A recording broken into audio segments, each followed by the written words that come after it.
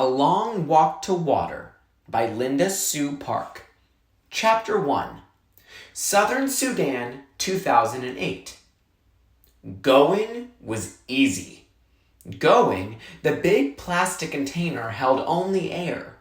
Tall for her 11 years, Naya could switch the handle from one hand to the other, swing the container by her side, or cradle it in both arms. She could even drag it behind her, bumping it against the ground and raising a tiny cloud of dust with each step. There was little weight. Going. There was only heat, the sun already baking the air, even though it was long before noon. It would take her half the morning if she didn't stop on the way. Heat, time, and thorns. Southern Sudan, 1985. Salva sat cross-legged on the bench. He kept his head turned toward the front, hands folded, back perfectly straight. Everything about him was paying attention to the teacher. Everything except his eyes and his mind. His eyes kept flicking toward the window, through which he could see the road home. Just a little while longer, a few minutes more, and he would be walking on that road. The teacher droned on with the lesson about the Arabic language. Salva spoke the language of his Dinka tribe at home, but in school he learned Arabic, the official language of the Sudanese government far away to the north. 11 years old on his last birthday, Salva was a good student. He already knew the lesson, which was why he was letting his mind wander down the road ahead of his body. Salva was well aware of how lucky he was to be able to go to school.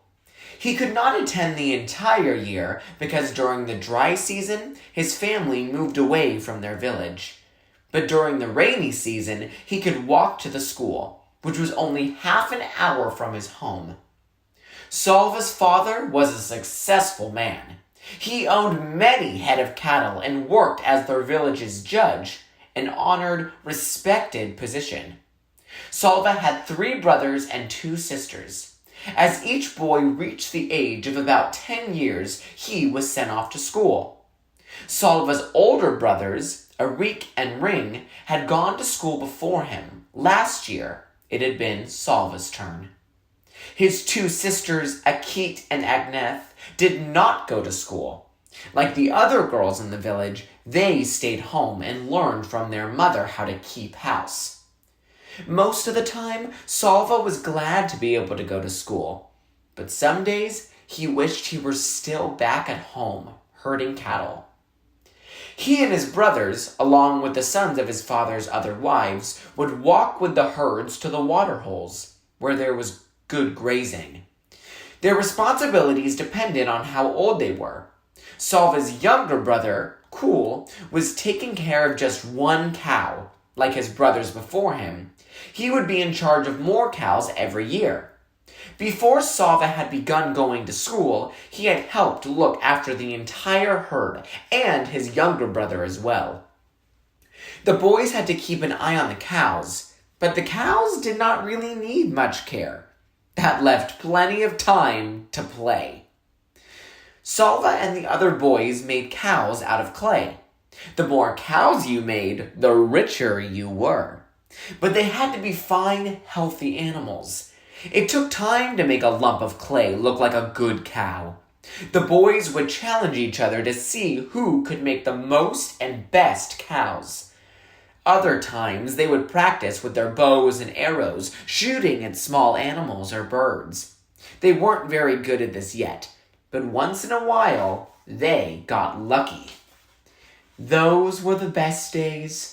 When one of them managed to kill a ground squirrel or a rabbit, a guinea hen or a grouse, the boys' aimless play halted and there was suddenly a lot of work to do.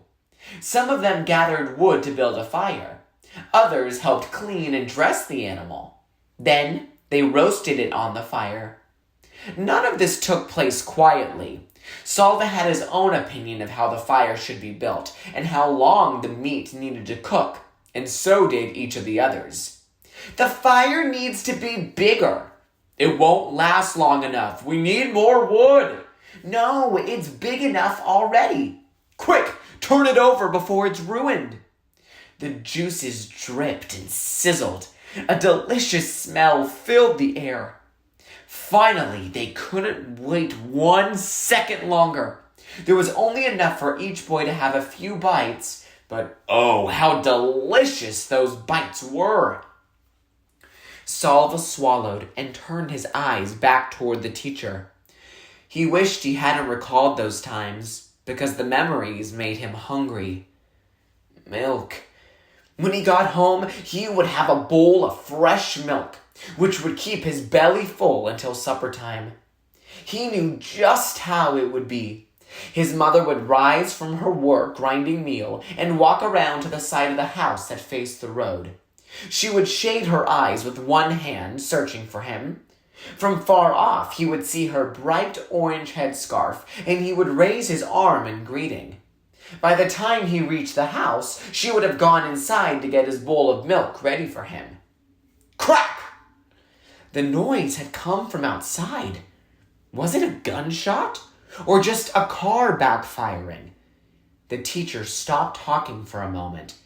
Every head in the room turned toward the window. Nothing. Silence.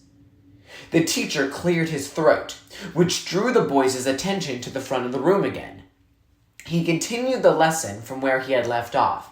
Then, crack! Pop, pop, crack! Hack, hack, hack, hack, hack, hack, hack. Gunfire! Everyone down! The teacher shouted.